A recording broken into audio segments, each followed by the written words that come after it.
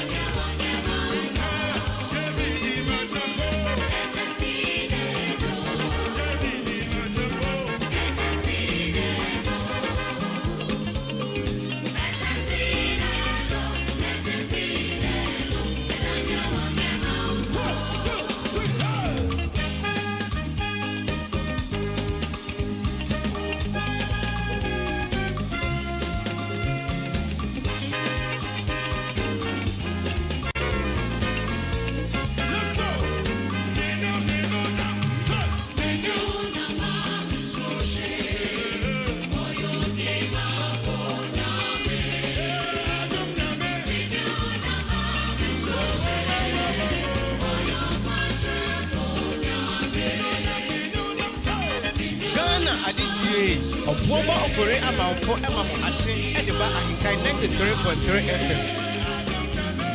Maakye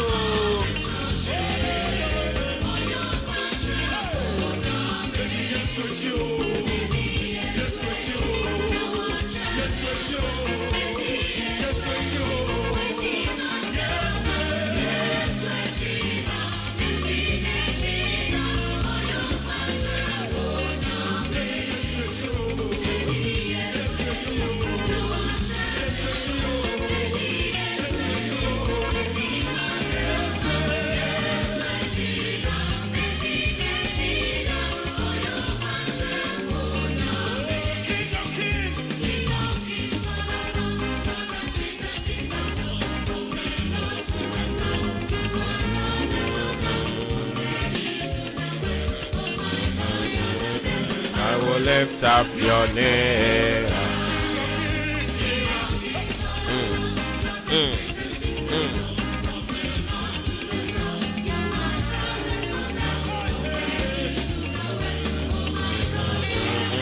I will lift up your name. I will lift up your name. I will lift up your name. Great Jehovah, you are wonderful. I will lift up your name.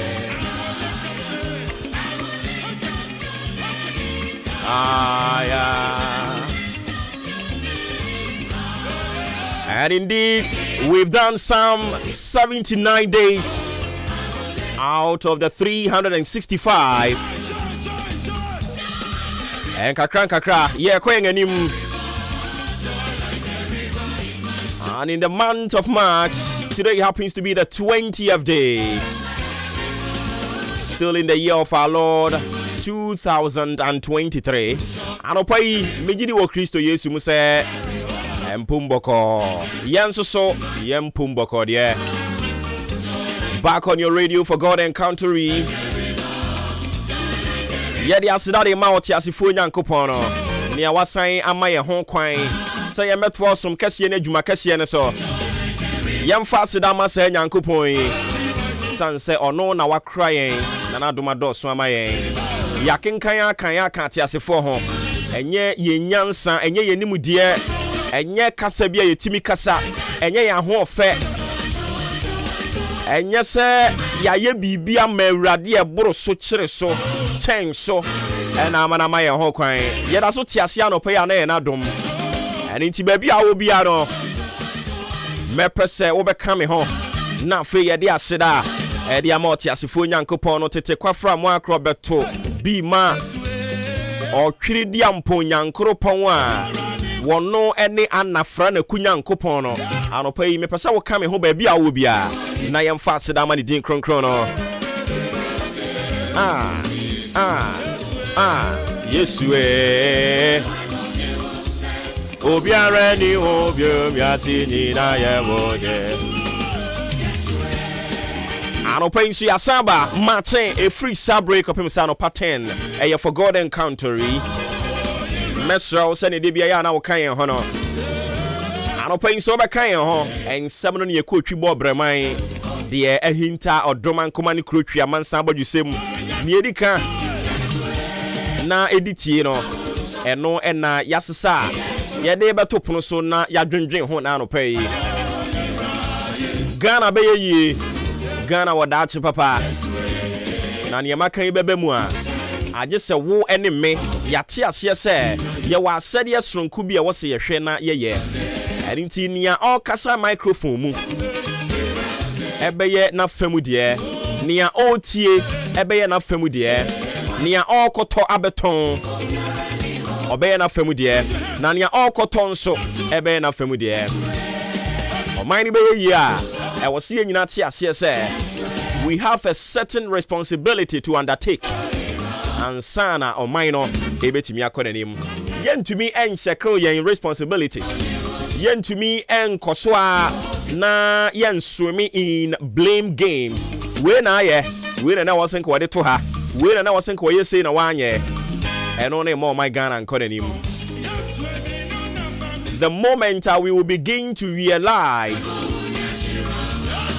say yenina or minor edda yen abetiri wonsom and only nipa no oh my Ghana we will continue to crawl, but I believe in God we serve. Set together oneness we will be able to put Ghana on the globe, and we will continually protect, preserve and defend Ghana. Baby I will be Mede bemawo osahi Yesu mede bemawo makoma yewodia Erunti enyankopon ye na bankese ena no pen so ma ye dawase mu ye dawase akoronto ye dawase ahenewa ye dawase anyado owura Yesu asedanka wudin kron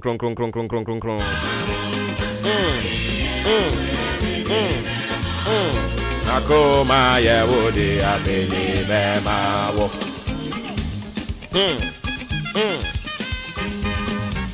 ye da wase na ye da wase dia ma ye busua santen ye sorry anopai ye nyante bone na ye wogidie ni ahotoso wo Kristo Yesu mu se wo awurade a wafiri nioma paase a wama de papa kyen no onyunu nyo no wo de ye bekwa awie ye papa ye nte bone musuo esan amane mihu yanka ye wogidie wo Kristo Yesu mu se wayi ni nyina de free yakwan mu.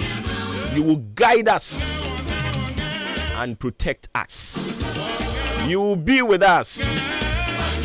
Why ye kwe any ba ye be ye jayen anamontuo na watwi nyina hye werade nsa se said ye wa say mbo se you will come through for us in all changing seasons of life. And so we are inviting you humbly.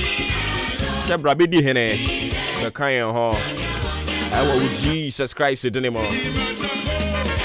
Na wachi ya tonwa mayento na wachi de ade ensa be kama ne nyenhira na wachi nia ohwe animu se wurade obesra no emfa wanim enkame no emfa utumi enkame no awo Yesu denimo. Na wachi ma wo manyenhira na yeni adanse ewo Jesus Christ denimo. Erade de be yare ka akwanhia ade bi esum ade bi esum na eye esu na eye oyaw bi a obonefo no ato afa wiem se emeto nhye yen so ewo gidie wo awurade mu se wo awurade wo mu bi And I know Wabra Nesiafo no te subonto ni mu. Na subonto no ekobenkum na konifa ekobenkum na konifa. Na ni da so asa no. Wo tweben wawurade. Ma wo kwan ma wudi hene. Na wo ye nsenkyerene. Anopo awurade. Ya twea ben wo. Na ye to nsa de afra wo se. Betena ye subonto yi emo. Na wo twi ye subonto no no. As we journey through the pages of this week, Monday, Tuesday, Wednesday, Thursday, Friday, Saturday, Sunday, yeah, the show we're riding, sir. Erade kayo, mawado mo no so my and that joda my shra, a brother mawado mo no so. Ukuyada ma wonsanche ni echi. Ya wodan so ma dance die emu yenso. Efiada ma wo mu anije. Sansa nano Paul can sembi or said the joy of the Lord is our strength. Ma umu enije en sheyema. And only if you don't know. Memene danso. Ma wo hodro en sheyema. Na fe kwesiada. Yemfa usebo. Enye nyomtwo enya aseda emfa ma odin kronkron no ewo Yesu Kristo dinemo se bibi ten so na yesra na watwi ne yesra no se bibi ten so na yesra na watwi yesra wo mu ahoden yesra wo honkwa tenten baabi a yaye mmere awurade na wahye yenden baabi a yatosin awurade na wahye yen ma kan ya won ye bambofo akwan nyina mu sanse wahye yen bo se akwan nyina mu obeye yen awurade obeba mu ababehwe yen nti o say in all changing seasons of life you come through for us. We invite you sebra bedi hene sa ewe Yesu Kristo dremo eja yen aye kwa akoto wasem say ensa anya adwuma nidi awurade de wapie wanya akukuduro no wapie anopai na wo kwa akoton awurade koton ma na wate adwuma bia obi aye ja hye awurade nsa anopai na wadom na osoma wo ma wadansi die ni ungachi ma wonsenkyere ne nye kese ewe Yesu Kristo dremo amen. Psalm 53 minutes into 6 a.m. Maakye, your most authoritative social, political, and current affairs talk show. And of course, Easton's official biggest, most syndicated breakfast conversation. Yes, Inkunya, a free sub break of himself, Panundubabo for God Encountering. On behalf of the team, Mamemo Achemo Akwaba, and Fam Regimedian so. Maakye we AHENKAN933FM bia yebetimi adi midin Obuoba Ofori Amanfo kan ho a free sabre wadwenkyere www.AHENKANFMonline.com, my TuneIn Modern Ghana Zeno Radio app, Facebook AHENKAN933.3, YouTube as well. Which me are joining our with or comment or sentiment or thoughts.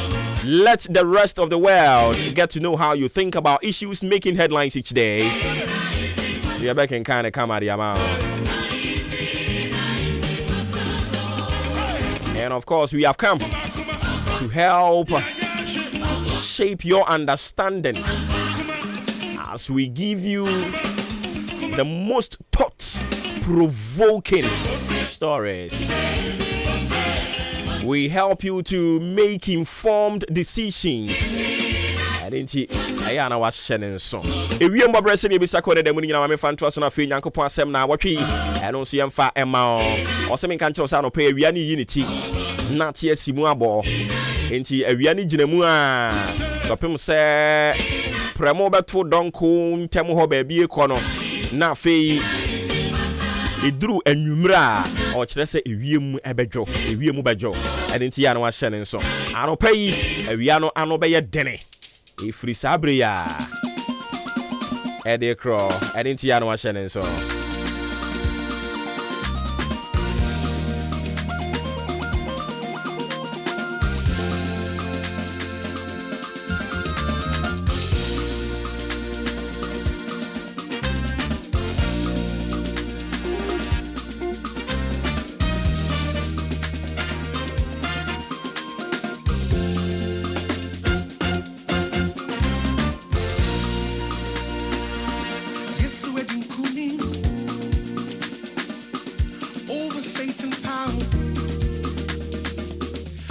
Ghana Adisie, Obuoba Ofori Amanfo Emamo Ate, Ediba AHENKAN933FM. Yes, wedding kunimo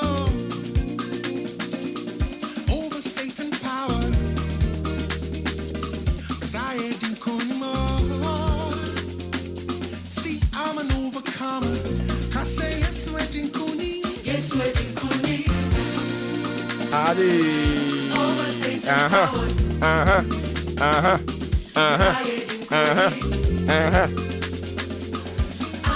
Me ba cho fa Bible na fe yemu remwe. Yes, wedding kuni. Asemo a obofo kronkron ne de ba ye. Anopa ya Joa Roberta Mrs. FM. A very good morning going out to you. Me jiri say apomuden no. Ejire ne nan so.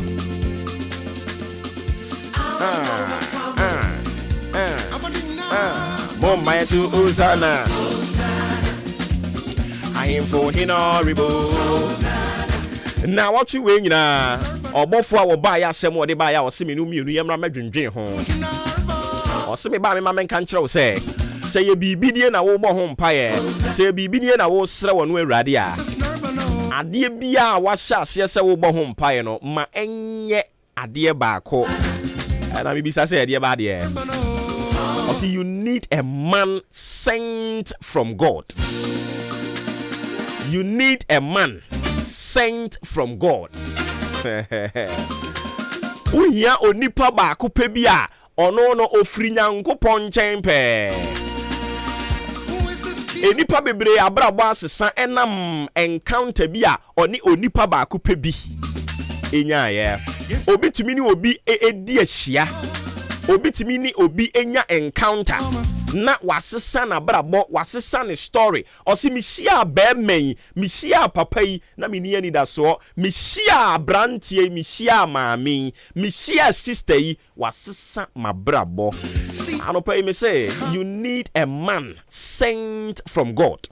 We hear obi a onyankopon na asoma no say wo kopem say obe make sure say or the way see a certain pedestal in life or the way see baby a why you so independent or the way see baby we near hey with or without the help of people no onim say baby or do we gina no wo hye wodin ubetumi agina hey ubetumi aye bibia ma wo ho ye wo san microphone bi wo hono mu a osori anopa na onfre wo misa say bibia ye okay a otena ase a entena. You need that man. You need a man sent from God.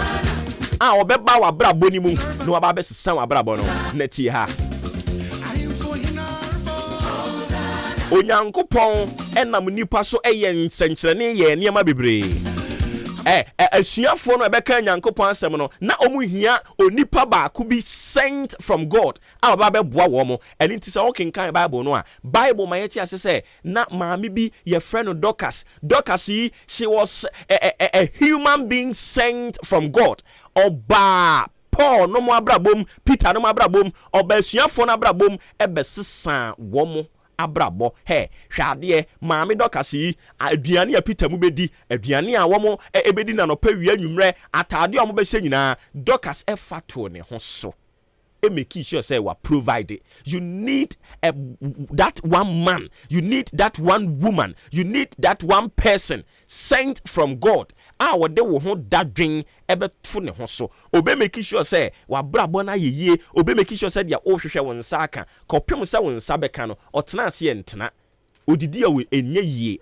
You need that man, a man sent from God, a person sent from God. Oba be fa wo ho dadwene nyina de ato ho so hwe na awotwim wo mpa ba wo bɔ no ɛyɛ afa hyem sɛ awurade minim sɛ nipa ne dɔso de na nso ɛyɛ nipa baako pɛ ɛna ya na mpa bebre no wo fa wo so de sɛ nipa bi abrabɔ na Bible ama so many biblical antecedents a yebetimi ade support yɛn nsɛm a yɛkan sɛ ɛwɔ Bible ni mu no na Yesu Kristo ohia one man a ɔno na ɛba be prapra kwan mu John the Baptist came through, prepared the way for Christ Jesus. Ema adwuma no a Jesus be ye no eyemre. We need that one person sent from God to come and change the story, to come and change the narrative. Sani ankrofo kyerɛkyerɛ nsɛm ni mu no, wo hia onipa baako pɛ. Uhio nipa baako pe. Say eto da bi kura na ye de wo court na o ka tem so wa dansefo a eto da bi ya na nya dansefo be mienu miensa no eye odanseni baako pe bi asem a wo beka na etimi to judge na koma so na ama judge no a make decision on asem a eda nanim no. You need one person sent from God to help change the story. Onipa baako pe. Onipa baako pe.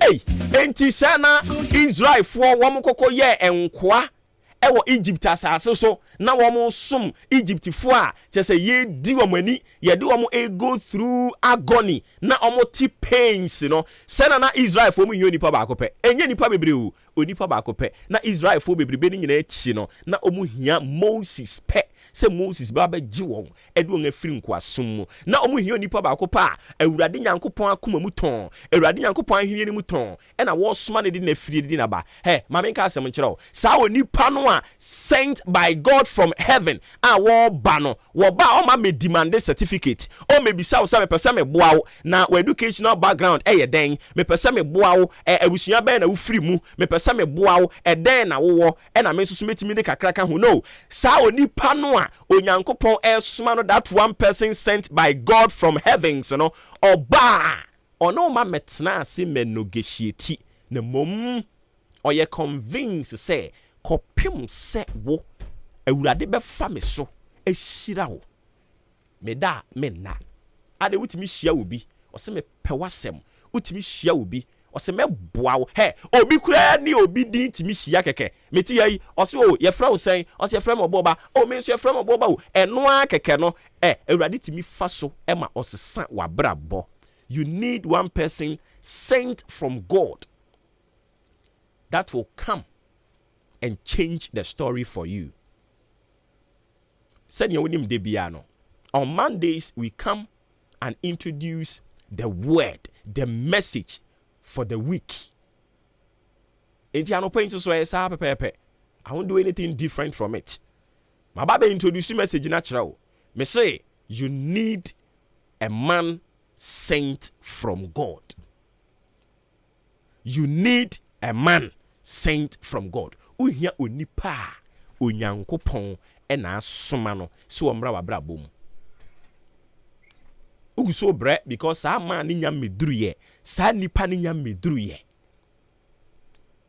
Se sa nipa ni ba beduru a, madam. Sa be man no onyankopon asoma no se womra me ware wo no obeduru a. Onhwe se wote brofo ana wonte brofo. But obehe say beyond otebrofo ana se ontebrofo no metimi aye bibia fa ho ana se ebrofo na me pa metimi ama no adult education se ebrofo na me pa metimi atuatua enkrofo ka ma o ma kire na de na ma moldi no amana ba be a person that I want eno no obadwene hu se unya a man sent from God. They don't think about the problems, but rather they think about how they can solve it. They think about solutions.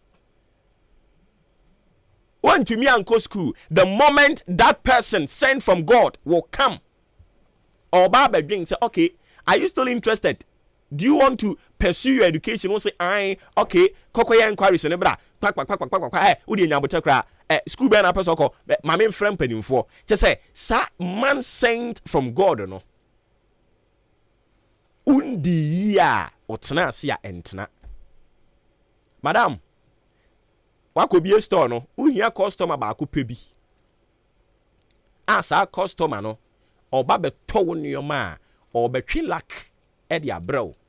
Ye wo customer bi wo wura wo store mu a, ofiri ho pɛ, enipa be ba beto wo nneoma no, odwene ho a wo nte ase.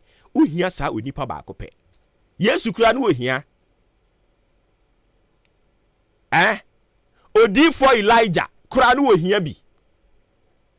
Mami tete no ama okokope ba bi tena ye awurade soma aboa de ni that aboa de ni no ekọ kofidi no abusia na wotwe nyankopon de yenkwa kye yen na se wa ma ye be elaborate on this topic and trust me yenkwa wie ye Friday no awurade be yen senchene e woni mabra bom na sa onipa ba ko pe na ye hia no no ode ne be bra yen Ofremi Obuoba Ofori Amanfo ye the sports to aso mu wi a ye besan ba biem enyi fidie ni mfiri ha Maakye ya sha ase sei no we no eyenketuam bronkuma ye se egu nhyirene tikuma kwadu na beso abribra enyi fidie ni mfiri ha ye woni ama bebre ni pa bebre a ye ba be share with you ene adwoda anopa yi sports up next ogene fatumi ni yanko.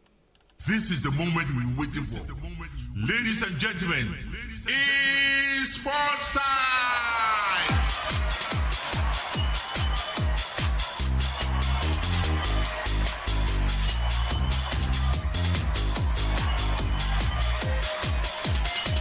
Obimpong Chairman bibia boko de bibia boko SNC dwada fufuru media bibia boko match na eba wie yo match ben se match we eba wie ye awo kan match asin busumi busumi match we eba wie yo okay se na 20 oh yes na 20 aka 11 days na eno nso akugu asemu nti Easter na na ebe wura mu no Easter no say I think say first week or second week nti Yesu bewu Yesu bewu oba bewu all so we ma Yesu we wu awie ba ya ye kai no ye kai no nti wu awie nti ye be kai no ye be kai ni ye ba be na yie no ye be kai ni wu ni aye na yie aye ni omo a ho ta omo ne ya omo ye yie no omo ho ta omo ayo omo ho ta omo no omo ho ta omo no mo ye yie na no papa bi hia me lo say alela ya wo ka say ayefo no omo ni ka kese omo nso ne di nsem hunu pa amo mlika to akese oza ya okaya lo tivisresa ozo himi woni krom owe ni nika pa aya okaya na ni ko to asem mosi ozo obi ere wuri nika na ni bota akese ne ni megum eje bibia boko de e obo nya mi adom obuku di na chi a ya me go sukuta nka sure so one o weekend na bibia boko de oh yeah bibia kama nse weekend ni de ko yie kama bibia so ye fine I see sikaba ni botom ti no ni problem oh da bi nyesika amen o say amen sika de ye obi bo sika ma o say na ma ya na o say aba da bi tie so ye Kristo ni oh yeah wa hu Yesu da dabi see so ho ugidi enti obi ka say o ye sika ni ande onyini oh me nyesika ni ba me yesika ni okaza o be tesi ada me nyesika ni o sesi ada o yesika ni hunhum okay Matias eti yesi abusu am yesika ni o yin abusu ati ba da ti mi me ma wana bo eti awu ba no afro obofu Gabriel mo ba jo bi biskari amu bi bisi ati fuma me ami yesika ni kwa ba jenim ba jiska ko ware na o ya che na owei I fuse on my Mondays and on my okay enro ko kutoku we no okay kutoku so hasi she on one kudim dey na to me omo ya de mo ayi montwa so omo bo ya besan babak bi kutoku mayo onka kutoku fo asem abisia o se ento aso nti yanko kakra abisia fo chairman general say ento aso nti de kakra e de ba ya fasida na ma Jubilee Hospital amaso ya na no pem ye the latest no ye de ba o ya le ho dodo fa kwa dan Jubilee ne ento ebo ase ye nhwe a doctor fo ne nurse fo de masa omo ye expert papa omo onimdia ye di hwe nipa de seni ye oba bia mada ye oba bia pemfo da ye oba bia nkwalada ba bia be ko bia so private audition oba na ntimi nipa dodo nda ye be ma won special place na fei a doctor fo ne nurse fo ne timi agina so eti ahwe ye oba bia ye trascan ho e bia ye pemfo ya lebe tetel na peso ko trascan na hu ade kwa oba e betimi atwa ma ye wo theater ho no masa surgery ekoso 24/7 light no entinko a doctor fo amunim surgery ye ne ba be ye o afi eye clinic shem fa ne se bia wani no so yesu kukuku o per spectacle o per se bia wani no ye ne surgery di ma o dia o ba Jubilee Hospital eye clinic no a doctor fo ne beton sa aso atimi ahwe dia ma afi o pharmacy wo ha edro be na o pato e bia ya tro dro bia ma fo ni chemo Jubilee Hospital pharmacy wo na kotobi na ntimi emwa afi diabetes fo ne hypertension fo no momlai if you there bia mo special doctors ebe church we aduane amendi ade we na wudi ye kofa yale no edi brewo na afi atimi to ase edi ama ye wo cancer unit ho fanse bia wo fie yale bi tetel wa kra onti ase o ba ye doctors fo ne nurse fo ne beto abu ase ahwe ebisa wade we na akoye ye ene masa yale we edi ba ti Jubilee die bia be fa bia obi age atom afi insurance eye adwuma men ka say insurance enye dwuma insurance enye dwuma Jubilee kwade oni ska kra ba betima hwe na afi nso akopesi ka betua afi akemodan branch na e ba kopɛ for ani chemu amantra unya du amantra pɛ no afre doctor oda Jubilee hospital no 0244 575799 0244 yen shen semna sen na no pay enfama en kokosha se fiframa no ne yempiemu ewo England ne ndi komo enfama wa ukopiemu ewo England a ese na twewe ye FA Cup quarter finals no etofem na sei ena esi ekoye Man City etrenfie oboka ni sia ama se boboku efen Burnley entumi antimo adabraka upiemu a Sheffield United enso trenfie eboka ne miensa Blackburn etie kanu mieno Brighton enso trenfie ehye kanu mieno aboboku a ye fen Gresby enso entumi ante Manchester United etrenfie eboka ne miensa Fulham etie kanu ba kuntu piemu ewo semi finals na Paris no sei na akwakowie Brighton ebo Manchester United na fe Man City abo Sheffield United already metumi de mensense mi boa ka kirao say e City na fe Manchester United na be piemu of finals a sabape na tia me di musem no e de ejao the French League 1 yehwe matches no Monday 28 etimi ko so na Lyon eton say the 90s game no eye 1-1 afi Toulouse etra ho Lille Metropole ko bone kanemi no Toulouse entimi anti Lens etimi chi Angers e bone kanemi ensa Angers entimi anti Montpellier esu timi chi Clermont-Foot e bone kanemi no Clermont-Foot eti kan bako AS Ajaccio etra ho e matime fan FC Monaco e ko bone kanemi no Ajaccio entimi anti enra e Parc des Princes Paris Saint-Germain etra fie Star Reniers e ko bone kanemi no Paris Saint-Germain entimi football Antwerp afi big game no timi ko so Star Rams etra ho Olympique Marseille e ko bone kanemi no Samsung Star Rams eti kan bako we at the French League 1 Monday 28 Spain ne remu ne nkodi Spanish La Liga ne musu nkomo Monday 26 eto dwa na ukopima Real Valladolid etra fie shekane bako Atletico Bilbao ebo mekane miensa Rayo Vallecano ebo kane mieno ama Girona enso eshemieno Espanyol etra fie bobako Celta Vigo eshemo ekane miensa Atletico Madrid etra fie shekane miensa Valencia entumi antimo adabraka Osasuna etra fie ama tumi anchebi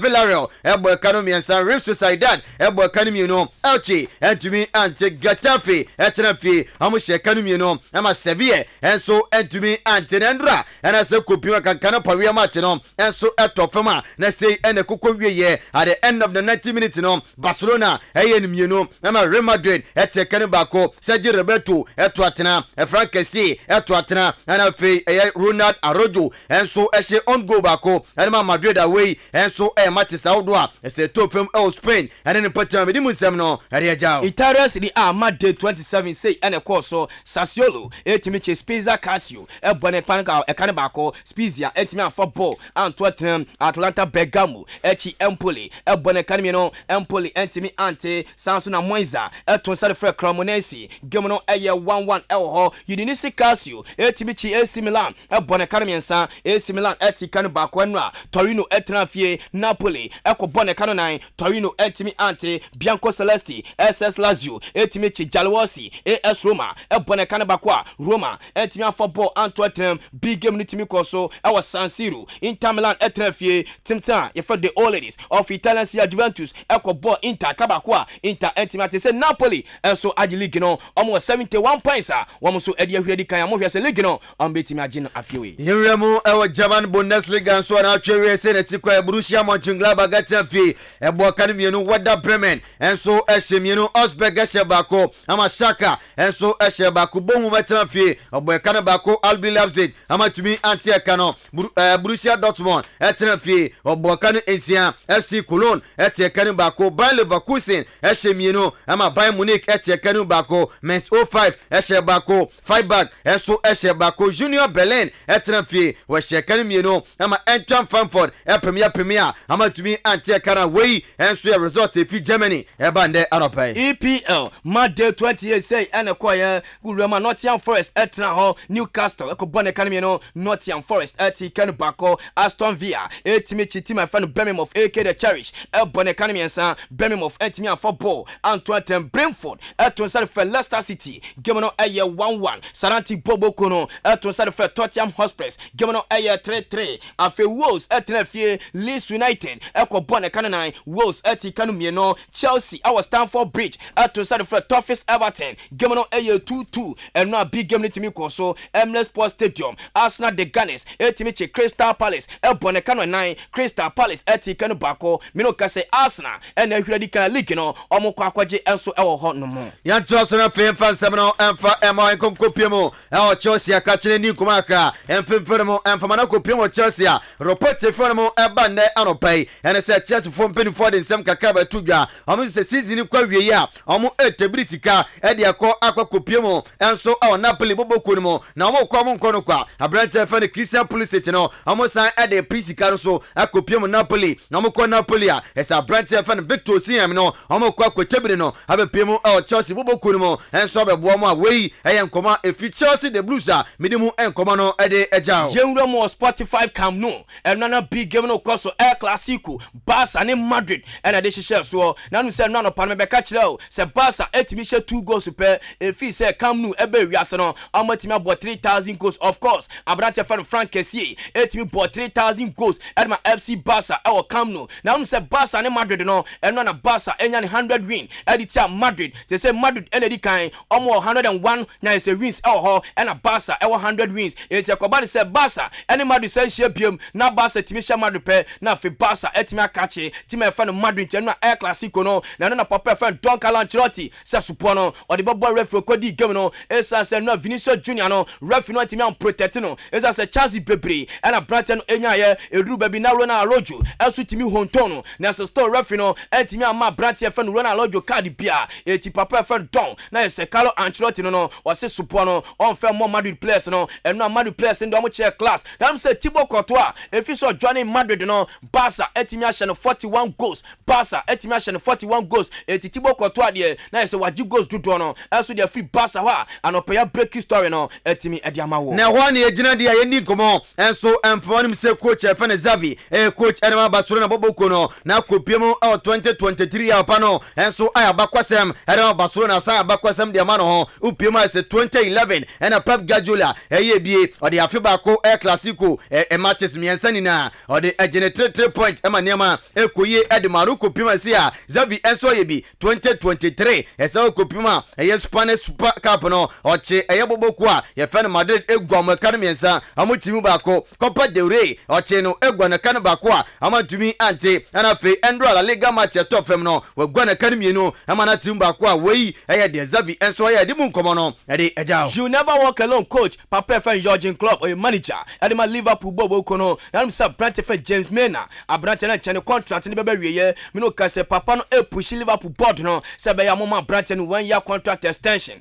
no no so intimi tell Liverpool no intimi fighting the position Liverpool now say France papa fan Didier Deschamps na the squad na ba na Wesley Fofana Chelsea defender na Brighton akopra dia metiti say one shot dachi no Brighton betwe no ho the free France squad o me de kobo Euros qualifiers no eno see Felix eba na no wura mo park the princess Messi and so matter enkofo no kohuro no am no case the papa fan Christopher Gaitier ni buafu atutu bi dia ma Paris Saint-Germain supporters no say kwan no o me de Brighton fan Messi fast no enso ni na Brighton o man so so a one hwe nyame ma sama transfer no Messi be free Paris Saint-Germain bobokonum na for the next mo also our club fufuro bia no pay ya break story no e di amawo so boti seben kan enfecha ne anopay se kope bito na febo bi na bibia so enkoye enfama na so boti de dan de betena se ka ho asem e de kirao fisonya bi ebobo a beboa na abusu immune system no na ne amani na enso akoye e de amawo ye de kakaduro ye de sobolo ye de hwentia ene ade bebre ne akekabo mu a ye de so boti unya bi no na no pa bi e beboa na fe bi a enso akoye e de amawo ye papa eno ase wonya osoboti no na se wo hiti nso hye kakra wo de tuma no pa na se abobo bia se wo pesu ga betumi de kitua bi enso atum anase bia ewo na de kakra agunani ase na fe wo de agugugugugugu onuma abobo bia na bia enso akoye e de amawo papa upiemu ochimodane ne patim eye Alhaji Hankuri Enterprise uruma benya dosopo no enso bi atop Frempon Enterprise obenya bi atop Antiadwa eye provision store enso ewo achimodan oduru achimodan eye Roma ho a na se obehu Antiadwa kwa obenya bi enso atop ma meren kroma ewo aboabo aye tafe na aboabo supermarket no enso kwa obenya bi atop na bibia akoye ediama na ya provision store obenya bi atop Sister Vero provision store nso ewo achimodan opposite eye Snapiaba oduru ho a obenya bi atop na fe AHENKAN933FM fia oba obenya soboti ni bi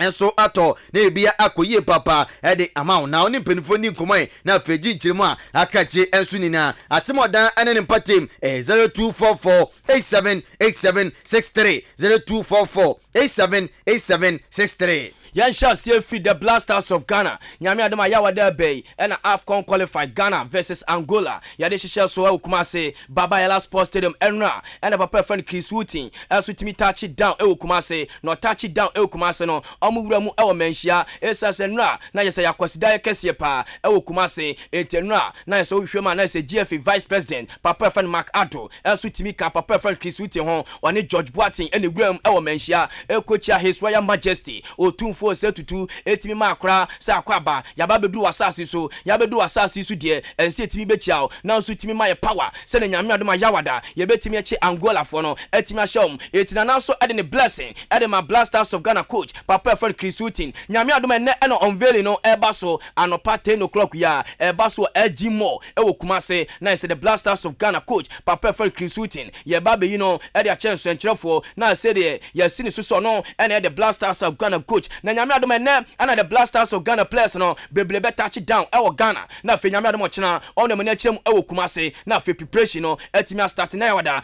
game no etimi abaso na Angola for no nyame adom chena ena so ba bedu Ghana na fe mawura mu Kumase na fe Thursday no the Blasters of Ghana versus Angola AFCON qualifies wine and qualify at the FISA group no na place ahodo no eba de asendra kopima legend Joku ejinamu ebo 90 minutes edma tima yefe no struck bagger esenema na ekoye enso edma na Gideon Mensa enso ejinamu siakan edma oze 90 minutes ed emomo ama bia ekoye edma papa abrante fan tog lamte de wantumi ambo officer Brighton game no amo postpone ye na sa pepe enso enete uroma sa abrante fan Patrick Pozo wanso ejinamu esiakan edma Sharif ema se kunimdie no eko ed emomo na pepepepe ma ese place ahodo na ene se na twere ye omuginamu esiakan edma omo various clubs a medimu ensem no ede eja Bet Power Ghana Premier League match day 22 etimi koso our summer bueno samates etna ho fantabulous Kumasi Asante Kotoko ekobo ne kanemi no samates eti kanbako uromu Aliu Mahama Sports Stadium Tamale City etimi chi Dreams FC AK they still believe ebo ne kanemi ensa Dreams FC eti kanbako afe uromu awana fosu jiabo paka Beche United AK the Hunters etimi chi team ayefano Kalura United ebo no ekano miensa Kalura United eti kanbako awa Accra Sports Stadium Accra House of Folk etimichi Kotoku Royals ebone kanabakwa Kotoku entimiante Kaliba Mankwa ene bogo edema House of Folk bobo kono Insuatraman etimichi Insuatraman asutimichi Accra Lions ebono economy ensa Accra Lions entimiante Ansana Mediama Sporting Club echi Great Olympics ebone economy no Great Olympics entimiante ewo nyame adomene games no say eneba so King Faisal etonsa ene fe bibiani Gold Stars no mo dia yantam so Lagos City ni Adriana Stars edi bebom eno RTU bobo kono eto sare fre brekum Chelsea game no obi amfa ball amfa nto atrem let's see apema table no say ena esiti Adriana gusu edikan 39 points ene kuta Accra Lions enso etosu mieno 37 points Bechem net etosu miensa 36 points etosu 9 no aya Glorious Accra to Foka ono so ekuta 35 points na Kumasi Asante Roko abatosu enum 34 points Mediama etosu ensian 34 points brekum Chelsea etosu nso ekuta 32 points Bibiani Gold Stars etosun watche ekuta 31 points Swatreman etosun kron 30 points Samates etosun du 30 points LTU etosun edibako ekuta 28 points Dreams FC etosun du mieno ekuta 27 points Great Olympics etosun edu miensa 27 points Carolina United etosun du 9 26 points Upiema ese du numno eye King Faisal 24 points ana afedu sia Tamale City 24 points ana Lagos Cities abatosun edu so 23 points and afi Amanti Kotoku Royals etwatwa one ekuta 17 points yewrem wasama boy Kumasi Asante Kotoko ewrem enso awasama boy ekwachi Samates ebone kanemi no Samates ekano enso tikanu bako Orlando Wellington and de Kotoko team no ekwaye yadi game ni bawie pe ene bopi ano worker enem sasa no worker Asante Kotoko abechi ma no so enukre na Kotoko na kasal goals no omo de eche Kotoko fo no yentie sama no worker edi tudwa. We should have lost. We gave away 2 cheap goals to Kotoko, and I think this has cost me a lot. This on the match. So it's really a painful defeat to me. It's just unfortunate. I would say the 30 players that I have are all capable because they are all summer test players. So I wouldn't like to say I lost my top striker out of injury. But those are there must also be ready to play as well. But all the same, it's unfortunate that it happened this.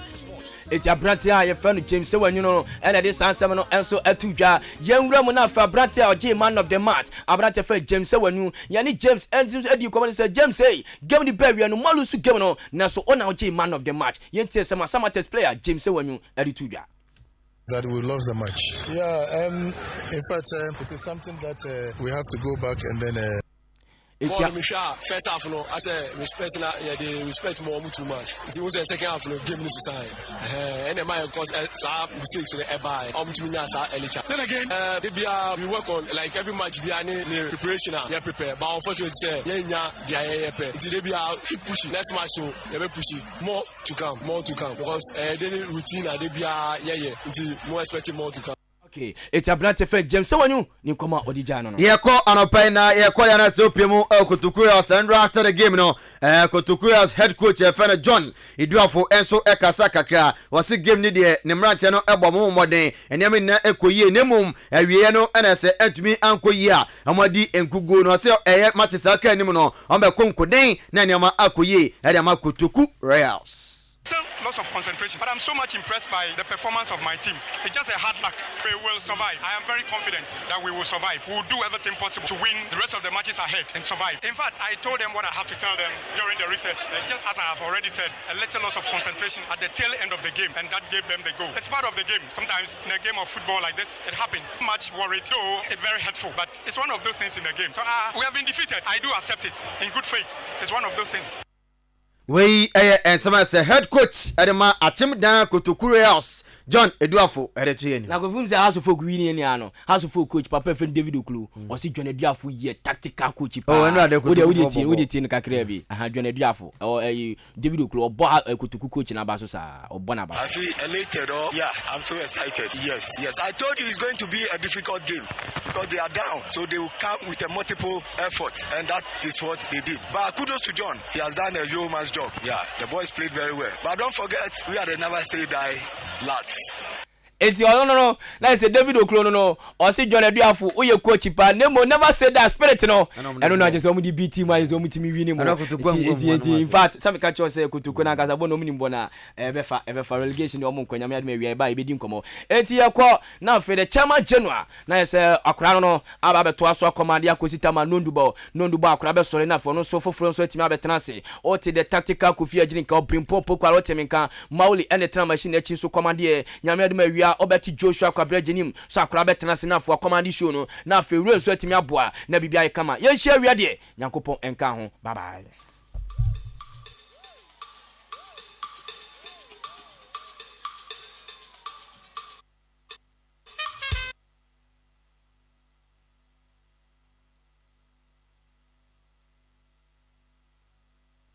Obuoba Ofori Amanfo emamo ati ediba AHENKAN933FM.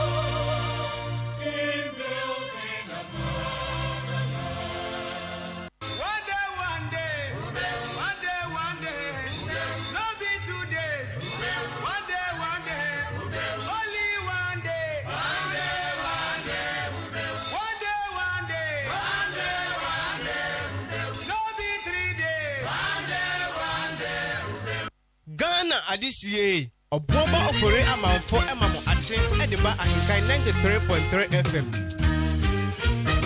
Who your anchor hold in the storms of life, when the clouds unfold, they are waves of strife, when the strong tide lifts and the cables spin. Who your anchor drift of remain. Who your anchor hold in the storms of life, when the clouds unfold, they are waves of strife, when the strong tide lifts and the cables spin. Who your anchor drift of remain. We have an anchor that keeps us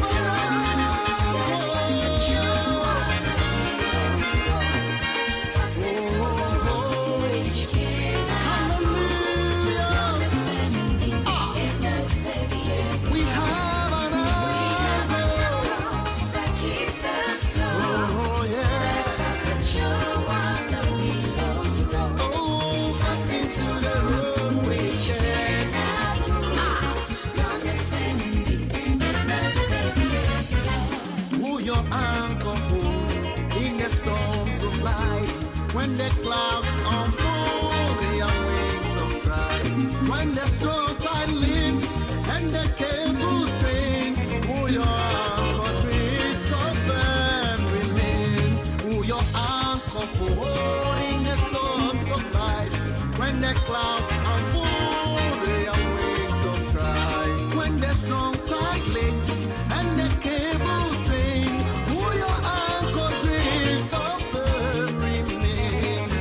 We have an anchor that keeps us steadfast and sure while Ghana Adisie Obuoba Ofori Amanfo Emamo Ate Ediba Cannot AHENKAN933FM. grounded firm and deep in the Savior's love. We have an anchor that keeps the soul steadfast and sure while the billows roll. Fast into the rock which cannot move. Grounded firm and deep. Ghana Adisie Obuoba Ofori Amanfo Emamo Ate Ediba AHENKAN933FM.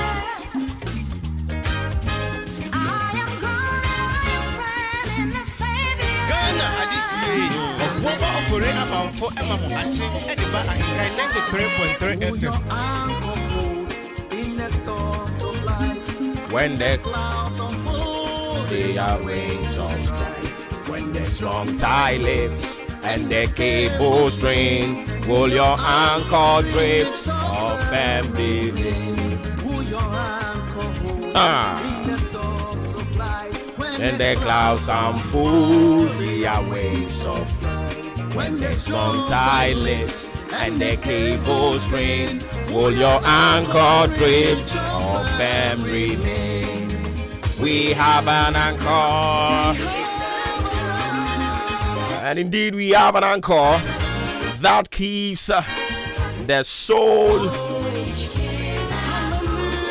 fast into the rock which cannot move, grounded firm and deep in the Savior's love. My emphasis anchor, my sports team, Kofi Ejiri, Obrempon Opokuware, Ben Mauli. I don't pay that one. I say, I'm going into the world of sports. Update you know the amaye. O ma wie ye to aso. Simano aduasa enum. E na abo apano pano so ho mache. And only jumedi ni din ofre me Obuoba Ofori Amanfo. Afi no wa join en yakopem se no ndu bebo. Ye hyase. Wa bra na no nsia abo apam. E ye joda ekopem efiada. And ye di jumedi di bro. Ya to ni din se mache. And nti afi no wa ba empotamo ha. Ana wa gba wura mu apue mantemo a. And you know me more aquaba. Eddie Abashu ni so.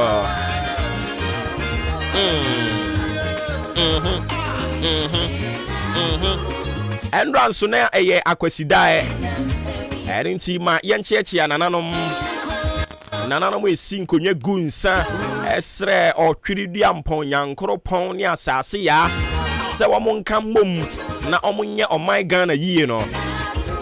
Yes, Renyampa, Swanko Swankra won. Na unshira won kose maye. Nemom sane ya na nananom gunsa wo muka no. Onipa biara wadane okrebri na obe na dwene se e ka ne nko na nka o my Ghana ade ye ya to yen ni awai na dwene se ka ne nko na AHENKAN FM asembone ato yen sani mpani aka to ho no obi entonsa enhyira ni busuafo ye di sofi ebo won afurum ye di bo won tirim in fact ye bubu won afa ye wi a ye di asabone e na eko nga yi ase ye so obi ntonsa enhyira ni busuafo na me bo mpa ise ya ye ma hye wo utirimu fire se ntia mo anku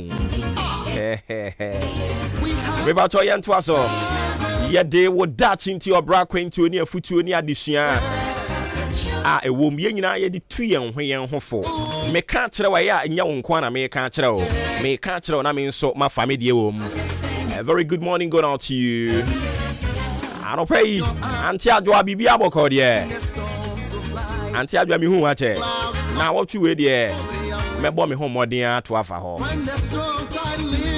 And the cable strings would your uncle creep of them.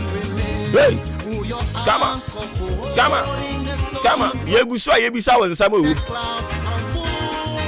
Yes, will your uncle hold in the storms of life? When the clouds unfold their wings of strife, when the strong ties lift, Yebisa.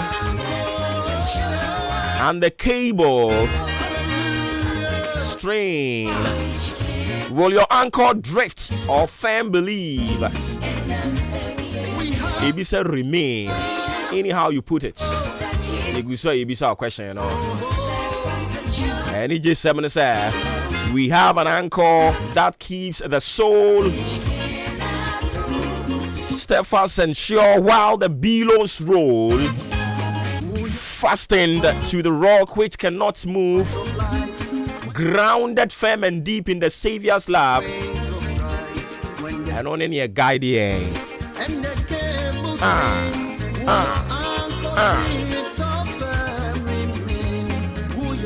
I don't see young quay now with that chinty and fantraso, but I now know Mimini Dano. Now I am Bema Abdul Malik Fusaini SP. Na and I would anything happy belated birthday going out to you, Abdul Malik Fusaini SP Major. Oh, there be Aquape fans. Hey.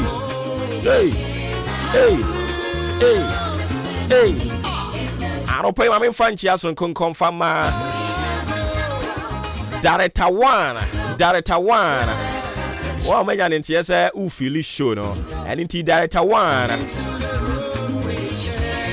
Heritage Christian College, Director one, Boss one, oh, Protege, yeah, we are home on Mr. Conrad Kakraba, oh, we are too much. Boss, we are brutal. Hey.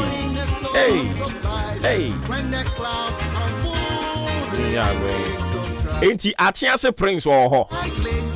Prince or what chance or ho? Okay. Prince Machao, Sabok money where? Okay. Ain't he a boy a ria no me no.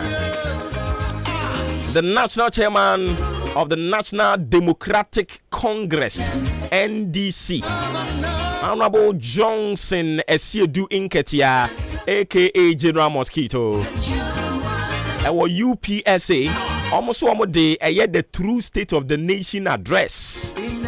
Ghana for the true state of the nation. Who said President Nana Danko Akufo-Addo at the state of the nation they call Parliament. And about two our UPSA NDC for led by one national chairman Honorable Johnson Esiedu Nketia. Also one the true state of Ghana.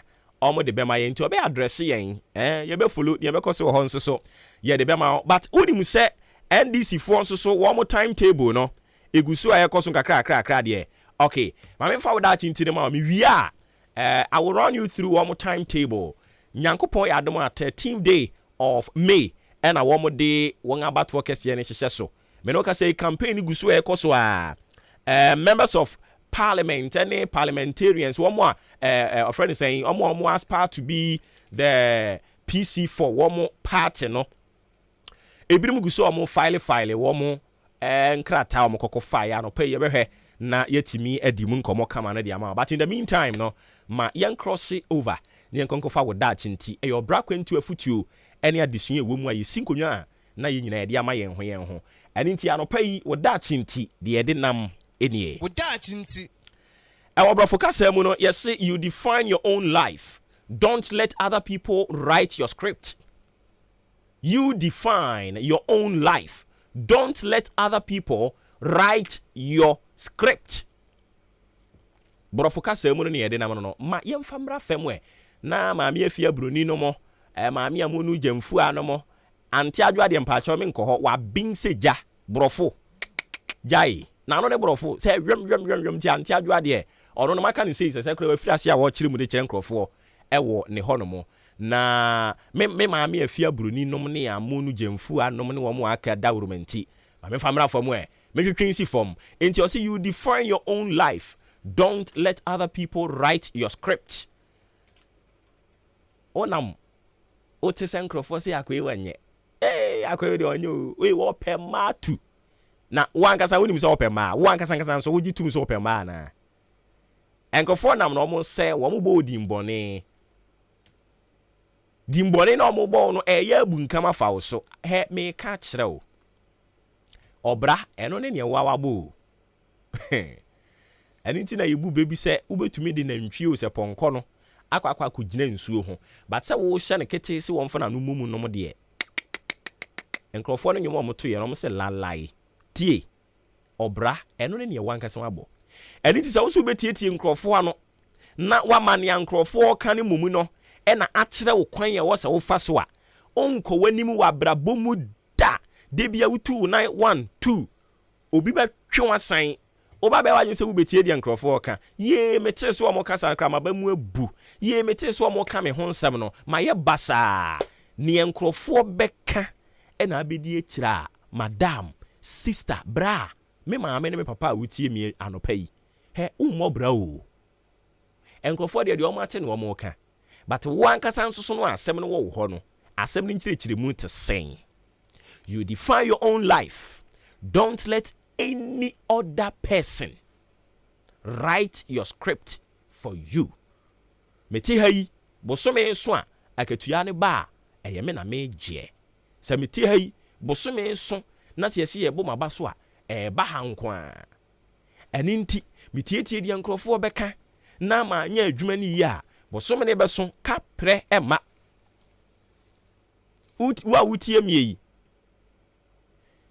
Se enne ekoba se nyankopon atonsa de afrewa onkwa na kobu akonta o ai onkwa na kobu akonta nti usu betietie de nkrofo ka o ba be sankrofo enwom omo bo a de bia be sa asabone because e bia na wonim enwom no a omo bo no eso asa eye wo na wo bo bra no nia wo se abribia ma wani ene wadwen kɔ ho se ene ne se nia me yei edianim guase bebre me edianim guase bebre mabusua edianim guase bebre me man edianim guase bebre mi kuro eno de se wodwen ho na edianim guase beba na wote se nkrofo ka na watu ho fo ewo ho na mom nia onim se emfanim guase mre wo wabusua ukura wuwom ene wo man ne de madam bra yire wo ho na ye ni ye entieti di nkrofo ka bebre na se wusu betieti di nkrofo ka bebre a obekɔ ante ade enne di nkrofo akeka fa nkrofo ho ema nkrofo bi so mu a wo mo ye basanti ebinom ahye omo ho akomfo ebinom akwakọ no madura wu aden sanse na o feel se na abrabọ no apem but yesesa ade enchinya unnim na ewurade owo ma wo uwo nkwa no wo ade. You define your own life. Don't let other people write your script for you. Me sorry anopai atade do me kokọhwe me wardrobe mu no ni ame wo ene matamu ahye me nie me nkonko firi me nkonko bobusia baabi aden ya me kota atade. I want to look good. I want to impress people. I want to let my colleagues to know say me want atade hey me ni bi na ye shoe half no a me koso atwe no a minimum say ebribi ba me chebi nti se sisi ya me nsankan ya me ngokume ho ngrofo se den o level no a we duru ni dia wasenka nti den enuru ho me nduru level bia unduru level bia ya botre nkakra. You define your own life. Me man ngrofo nto pressure ma wo social media no so Facebook ne hwan afọ yetimi kokojina nkrofo ka ho di twa picture ye wi ani ya filter yanim uhia ye mpa obewu say yes say yanim empompo bi esisi yanim no ya filter no enu nti na wo hwe ayi Facebook ni YouTube na asefo no a WhatsApp, Instagram ne Twitter ne ba ku yom de ha madwin chenchena me mbra hoyi friends saying TikTok ya ni a filter yanim no nti yanim na ye fefefe uhia one on one na otim say ei apurudwo wo kurom me man go for pressure ma wo obu ono mo a eye obi no ne na partner o se watade no me ba beje ahye de atwa picture na me de ato mi social media page ne so enkrofo hunu na ye omofa na ma direct wo mo aba wo ho atade ne nyame de a oba mi wardrobe mu a enim me se de twa picture keke enti die na man go for pressure ma madam ene wa man go for pressure mo ama emema ewo kuro no mu aka ayi kwabena ye oti akire ha yi a wo no obeda na te se kuro no mu mema ne de omo nyina to hofo. You define your own life. Don't let other people write your script for you. Christ as you kan ho na dem no so maye minim si ya na ye den eto de bi na wo hwemu pa na o shata de ba ko sa no ano a ya na den but ma ewurade enhye wo den ma ewurade mo wani da so na nya gidie se si ye wo gidie se Yesu o ye nyame ba na ono no obeye ye mfa ya ni nhunu ne da wo se ye se nya sa gidie na se ye be yie e woni brem Kristo asumdwe kan ho na dom no so emfa mayen wo da chinti mumi nya botre emfa mawurade wo da chinti ne ede bre wo eno no ye to aso when the strong tide lifts and the cables spin, who your anchor drift of remain, who your anchor hold in the storms of life, when the clouds unfold, their wings of strife, when the strong tide lifts Obuoba Ofori Amanfo Ate Ediba AHENKAN933FM.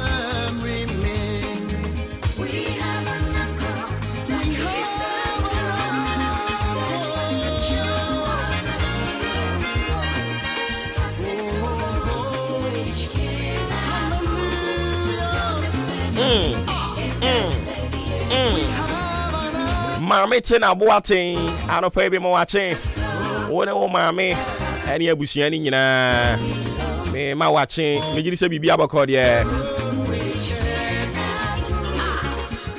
ena mi gina chiase na mami nchia mami adwoa wono nso so wa achiase wo de call run about no so ho no wa bie provision store kese bi wo ha nyame anim no krani ahenkan FM titiru ne Maakye onfa ni agro enti okwa adwuma mu sabon se oso ne radio no a na wode asi ne fridge ne so na no me kɔ hɔ ɛna na che se baabi a wode radio no asie no enya se nketo a maame adwo a wo akye ase anopa yi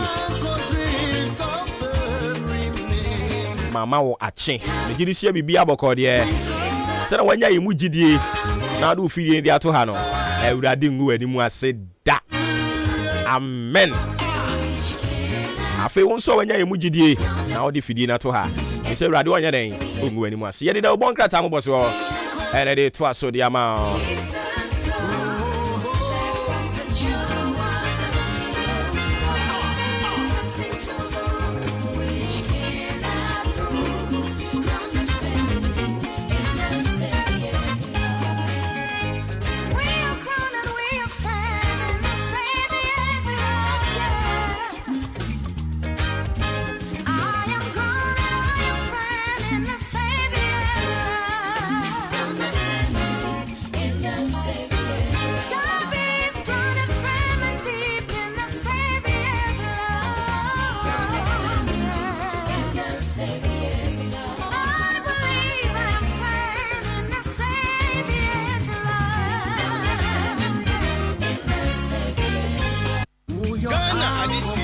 Obuoba Ofori Amanfo Ate Ediba AHENKAN933FM. I don't see some catch out say NDC one more parliamentary elections, no. Senia Ebesia call 22nd to 24th February.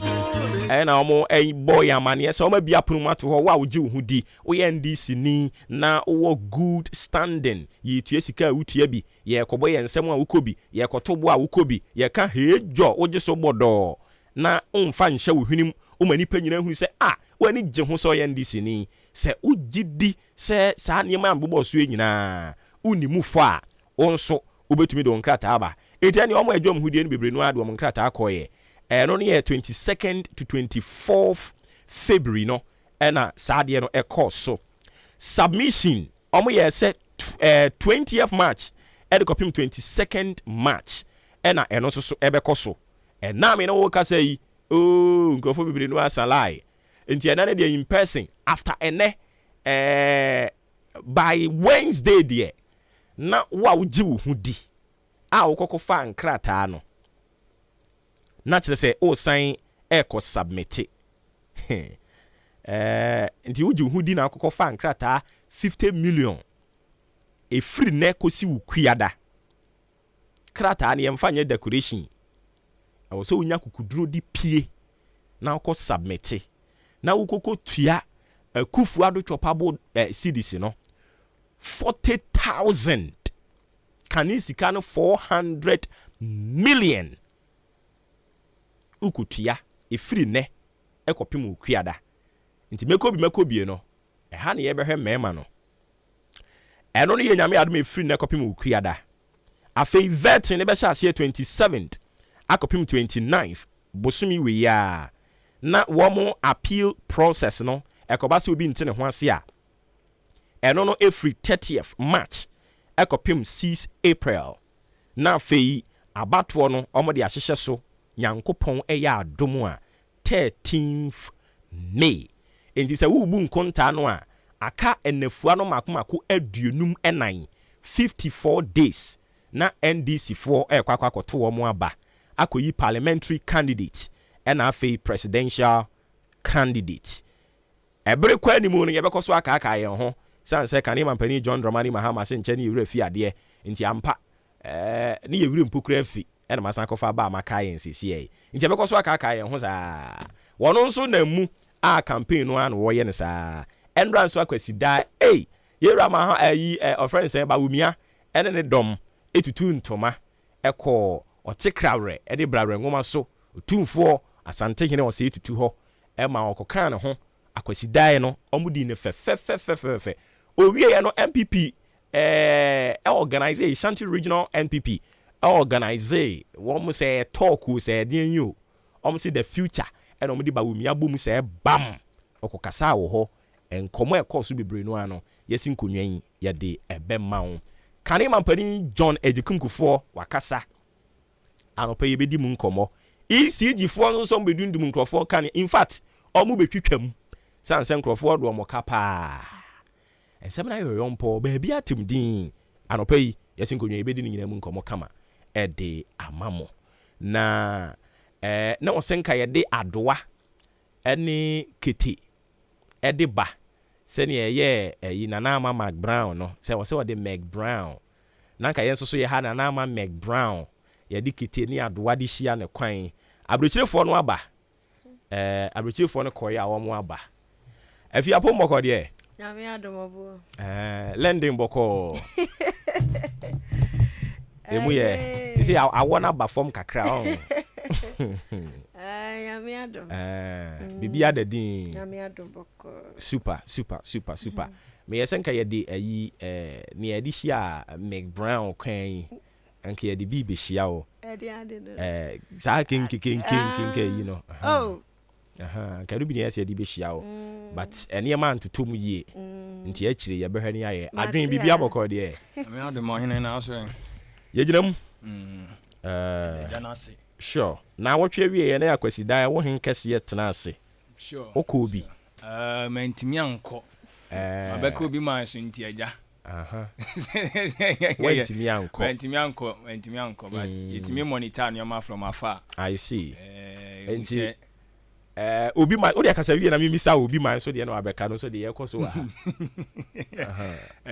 ti kakra yɛ monitor no hu sɛ akwaside no na ejinam on se we akwaside to so mienu ɛwɔ afi mu okay nti I think say said the amanfo se be ekoye na said the amamre ne amane se be tie no na ɛso ani but we ma me bi ne ya wakana say we di anhye da anhye te sa but on say ba kun na because of say na no ye di kan wo afi ni mu nti no obi abɛpɛ sɛ on so kwa kohwe na ni so ade nti on say ade de ba foforo a ye nyina ye som wi afi yes say kɔ ne bi mu ana afi bi dwane tetete I think say ɛyɛ ne sa so hwɛ mpanyifo mo kokɔ ya akɔ ya see your Black Star coach mu nyina timi kɔ ti na ye na ayi Yera Mahama okɔ bi Yera Mahama wankɔ bi Mahama kɔ bi na Alan kɔyɛ Alan kwadwo ankɔ ɔno ampa kwadwo se ba kono kɔyɛ first one no na sɛ baako no ayi agya kɔyɛ na asa agya san kɔ de to bia na agya wɔ ni mission fufuru bi dia ba kwadwo de wankɔ kwadwo ankɔ but agya de agya kɔyɛ agya okɔgye fans pa okɔgye fans enti minim sɛ watutu ntoma da ade a wɔn so watutu ntoma da mani agya BMW BMW osade aja no no so ada ni ya di bebrebe sa ujafuna di ama no onye ni di ujafuna di ma no di tu atoto BMW se ututum ayi no ada na aja me hu ma hu bi pen ma hu bi pen oh sure aba me me hu se watutu ntoma da ma hu bi me de me hu ye aje no ambo se ma bi me hu we na me say eja ni eja ni abre mo fo se eja ntoma ye otutu ye yi ntoma sadanga sade ade a wonta anye no sa draw won ho wo hwe picture na to say ba me one thing say obi ti se ono sei na otutu ntoma no e wo se ye boye nsema na efe so that say obi eye sabio eveni na otimi ka twi a enwo se yesere no sa won so otimi ka eveno a ene o ka twi no oti a won so be sere no so that say enti onye obi otutu ntoma enti otutu ya o se ye bo na ba so but na abobare no otumi se abobare no ya no mse ntoma ne eye yimu de ho amu de amza ho amu ntoma o se eye man ntoma ma ben ntoma o se man kente ma ben sikende mu bienu sa sikende but o sikende ni ya mama taya wedding no aba ma ira mi o ya jawa pa no so